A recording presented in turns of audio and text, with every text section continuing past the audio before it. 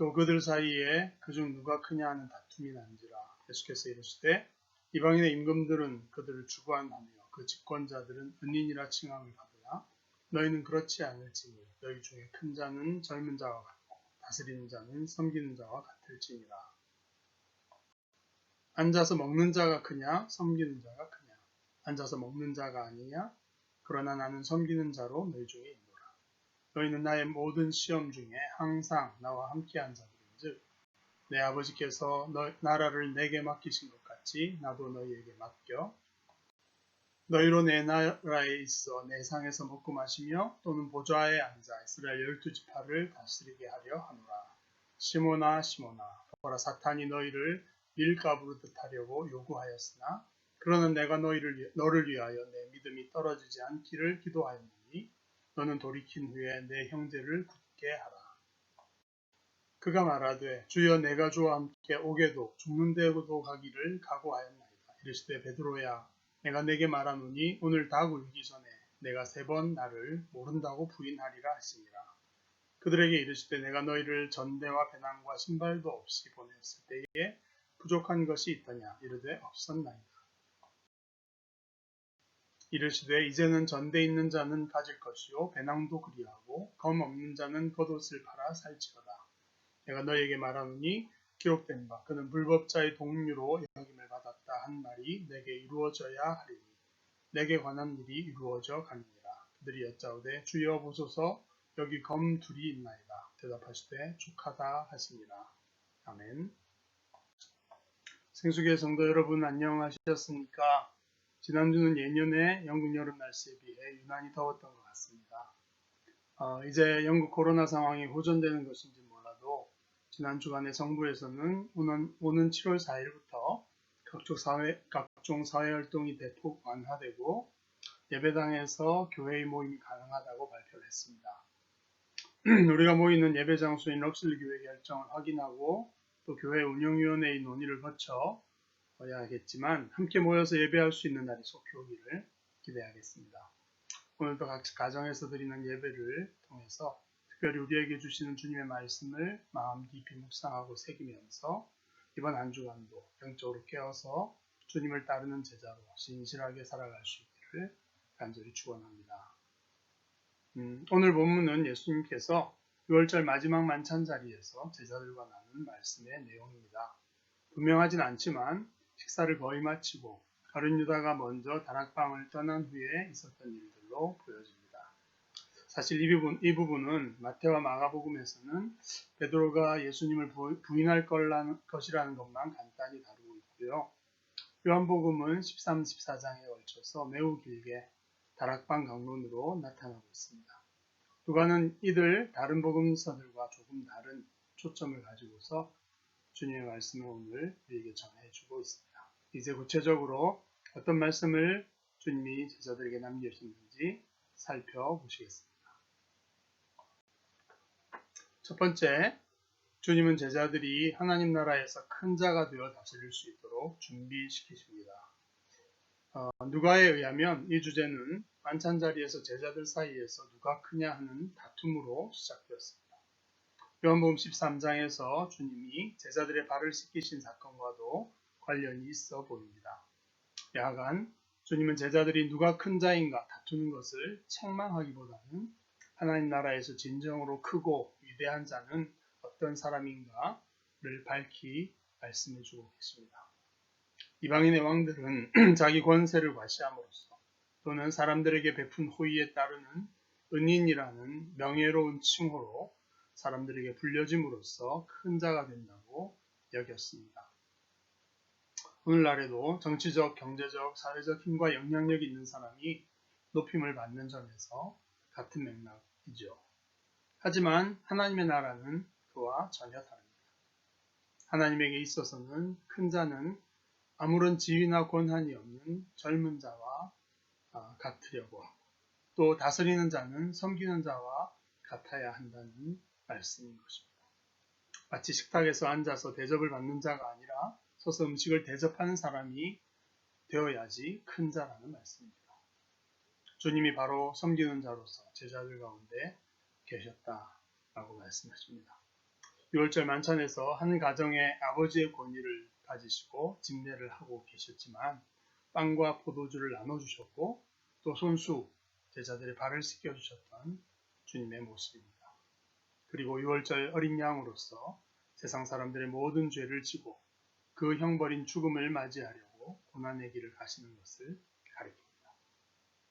그런데 주님의 이 말씀은 크고 위대한 자가 되려고 생각해서는 안 된다는 의미가 결코 아닙니다. 예를 들어서 청소년, 청년들이 이제 자기도 성인이 되려고 큰 자가 되려고 하는 것은 매우 정상적인 모습입니다. 때로는 자기 생각과 주장을 펼치려고 부모나 권위를 가진 사람들과 갈등하기도 합니다. 큰 자가 되기 위한 과정이겠죠.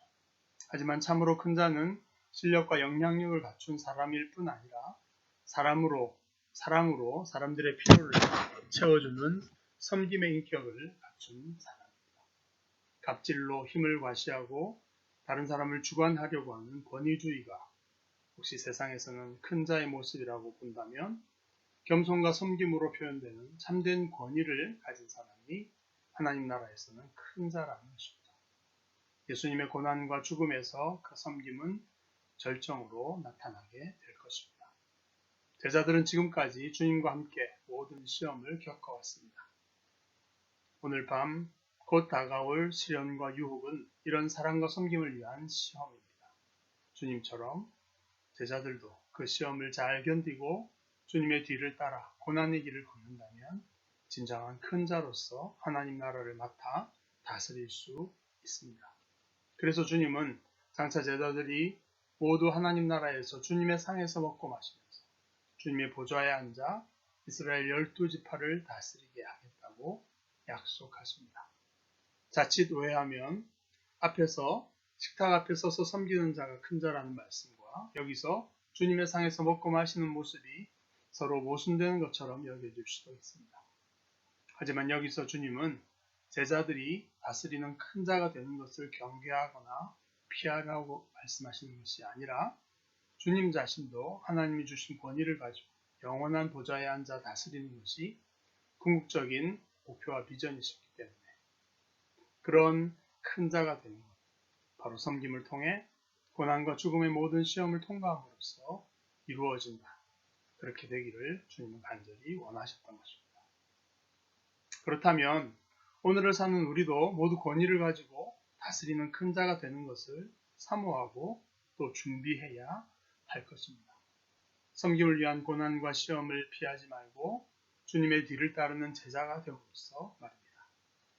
각 가정에서 우리는 부모의 권위를 섬김의 인격을 통해서 바르게 사용할 수 있어야 합니다. 가족 구성원들을 더 잘 섬기기 위해서 여러 가지 필요한 지식을 배우고 또 수고하는 여러 노력과 고통의 과정을 성실하게 받아들여야 됩니다. 교회 공동체 내에서도 하나님 나라의 아름다운 열매를 맺기 위해 여러 필요한 영역에서 주신 권위를 사용해서 섬기고 다스리고자 하는 소망을 가져야 되고 또 그것을 위한 노력이 장려되어야 할 것입니다. 모든 섬김은 앞에 나서지 않고 조용히 뒤에서 하는 것이다. 이런 생각은 오해입니다. 앞에 나서서 책임을 지고 권위를 사용하는 것은 사실 더욱 큰 위험을 무릅쓰는 섬김입니다. 공인으로서 불완전한 인격과 능력이 그대로 노출될 수 있는 위험, 사람의 오해와 손가락질로부터 오는 수많은 시험과 고난이 다를 수 있습니다. 그러나 선한 일을 사모하고 섬기려는 마음을 품는 것은 주님의 나라를 다스리는 큰 자가 되라는 주님의 부르심의 자연스러운 결과고 그러한 모습입니다. 각종 시험과 고난에도 불구하고 섬김을 연습해서 점점 성숙하여서 큰 자가 될 때 비로소 세상 속에서도 하나님 나라의 참된 영향력을 행사할 수 있을 것입니다. 전혀 다른 가치와 목적을 가진 세상 속에 하나님 나라의 사랑과 진리를 증거할 수 있는 참된 증인이 될 수 있는 것입니다. 사실 유월절 만찬의 자리는 제자들이 주님과 함께한 훈련과 성장의 기간을 마무리하는 그런 중요한 시간이었습니다. 그리고 주님이 떠나신 후에도 세상에 남아서 하나님 나라에 다스리는 자, 참된 권위를 가진 자로서 살 수 있도록 새롭게 출발하는 시점입니다. 이런 맥락에서 21세기를 사는 그리스도의 제자인 우리는 모두 큰 자로서 성장해가기를 사모하며 준비되어질 수 있기를 간절히 바랍니다. 좀 더 적극적인 헌신과 섬김을 이루어서 이런 위대한 자, 다스리는 자, 큰 권세를 가진 인물들을 많이 배출할 수 있는 우리 생수교회 공동체가 될 수 있기를 간절히 기도합니다. 둘째로 주님은 베드로가 결정적인 실패를 넘어설 수 있도록 준비시켜 주십니다. 28절에서 주님이 언급하신 나의 모든 시험, 이것은 이제 곧 닥칠 주님의 고난과 죽음에서 절정에 도달하게 됩니다. 그리고 그 시험은 제자들에게도 동시에 엄습할 것입니다. 이미 제자 중 하나였던 가룟 유다는 사탄에게 사로잡혀서 주님을 배반했다고 3절에 기록되고 있습니다. 그리고 제자들 중에 지도자였던 시몬 베드로에게도 결정적인 시련과 유혹이 다가옵니다. 사탄은 욥기 1장 2장에서 나타나는 것처럼 제자들을 시험할 수 있는 고난을 하나님께 이미 요청해 놓은 상태입니다. 예수님은 그것을 밀가부르듯 체에 넣고 마구 요동치게 하는 그런 모습으로 묘사하고 계십니다. 그렇지만 이런 시험을 이길 수 있도록 주님은 두 가지를 행하셨습니다. 먼저 베드로의 믿음이 완전히 소진되어 없어지지 않도록 베드로를 위해 기도하셨습니다. 그는 주님을 3번이나 부인하고 엄청난 좌절과 수치, 그것으로 절망한 그 순간에 자기의 믿음을 놓아버리지 않도록 주님은 하나님께 기도하신 것입니다. 우리 주님의 용서와 사랑, 어떠한 실수와 실패도 다 깨끗이 씻어 없애버리고 새롭게 출발할 수 있게 하는 주님의 사죄의 말씀, 이것을 기억하고 믿고 붙들 수 있도록 미리 중보하신 주님의 기도였습니다.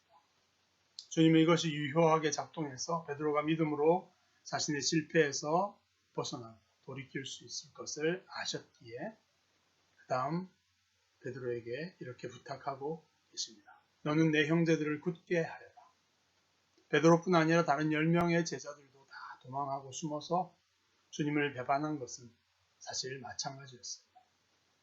베드로는 리더로서 자신을 용서하신 주님의 사랑과 은혜를 다른 제자들에게도 증언하고 격려함으로써 그들을 도와주어야 했습니다. 비록 지금은 그가 주님과 함께 오게도 죽는데도 갈 각오가 되어 있다고 말했지만 주님은 베드로가 그날 밤 달기 울기 전에 3번이나 주님을 부인할 것을 알고 계셨고 또 그렇게 말씀하셨습니다. 그것은 책망이 아니었고 그의 연약함에 대한 이해와 또 용서의 말씀이셨습니다. 우리는 이 단락을 통해서 주님과 함께 다스릴 큰 자로서 갖추어지기 위해서는 반드시 엄중한 시험의 과정이 있고 또 그것을 잘 믿음으로 통과해야 된다는 것을 베드로를 통해서 볼 수 있게 됩니다. 하나님은 오늘날에도 우리를 모든 유혹과 시련으로 시험을 하는 사탄을 직접 통제하고 계시고요. 예수님은 우리의 믿음의 회복과 섬김의 사역을 잘 감당할 수 있도록 우리를 위해 기도하며 또 격려하고 계시는 것입니다.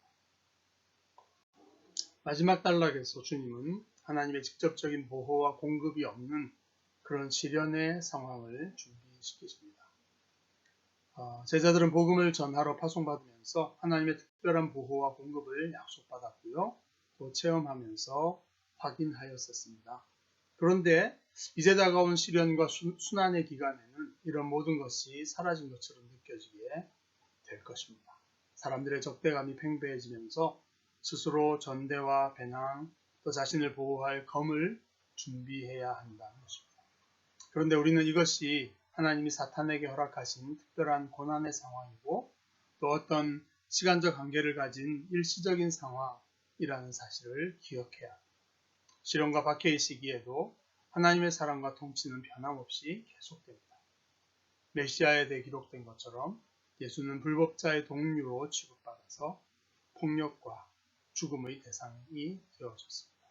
그래서 제자들도 주님과 같은 위협과 위험에 처할 수밖에 없었죠. 주님은 이것을 미리 예견하고 고난의 시간에 특별한 하나님의 역사와 도움이 없더라도 당황하지 말고 이겨내라고 하시는 거죠. 문자적으로 검을 준비해서 폭력을 사용해서 싸우라는 의미는 아니죠. 상징적인 의미였습니다. 그런데 제자들은 검 둘을 가졌다고 대답을 하고요. 주님은 그만 되었다 라고 하시면서 만찬 자리에서 말씀을 마무리하십니다. 선한 목자이신 주님은 항상 우리를 보호하시고 인도하시며 또 공급하십니다. 하지만 일시적으로 그렇지 않은 것처럼 보이는 고난과 시련의 때를 겪을 수가 있습니다. 그런 과정은 우리가 큰 자가 되고 섬김을 온전히 이루기 위해 필수적인 그러한 때에 허락됩니다. 그때에도 우리는 하나님의 통제와 주님의 기도 아래에 있습니다. 그러므로 믿음으로 두려움을 이기고 마음을 강하게 해서 모든 시험을 이기고 승리할 수 있는 우리 모든 성도님 되시기를 간절히 바랍니다. 이제 함께 말씀을 마무리하면서 기도하겠습니다. 하늘에 계신 우리 아버지 하나님, 모든 은혜와 사랑을 감사드립니다. 예수 그리스도께서 당하신 고난과 죽음, 부활이 바로 우리 자신을 위한 것이고 우리가 걸어갈 길임을 또한 깨닫고 주님의 뒤를 따를 수 있는 제자의 길을 시작할 수 있도록 우리를 불러주셔서 진심으로 감사드립니다. 유월절 만찬의 자리에서 곧 닥쳐올 고난의 시간을 예고하시면서 그 시험을 이기고 주님과 함께 큰 자로서 하나님 나라를 다스릴 수 있는 제자들로 온전히 준비시켜 주신 것을 또한 감사드립니다.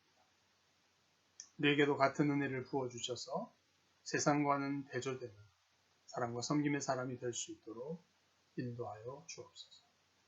우리의 가정과 교회와 또 이 세상을 주님의 사랑으로 섬김으로써 세상에서 복음을 능력 있게 증언하는 삶을 온전히 살 수 있도록 도와주옵소서. 어떤 시련과 고난의 과정에서도 하나님께서 모든 것을 주관하시며 사탄의 세력을 통제하고 계심을 믿습니다. 예수님께서 우리 연약함을 중보하시며 성령께서 곁에서 도우심을 또한 감사드립니다.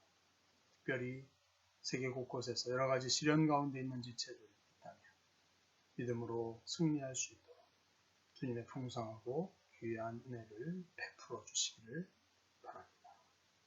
모든 말씀을 신실하신 주 예수 그리스도의 이름으로 감사하며 기도드립니다.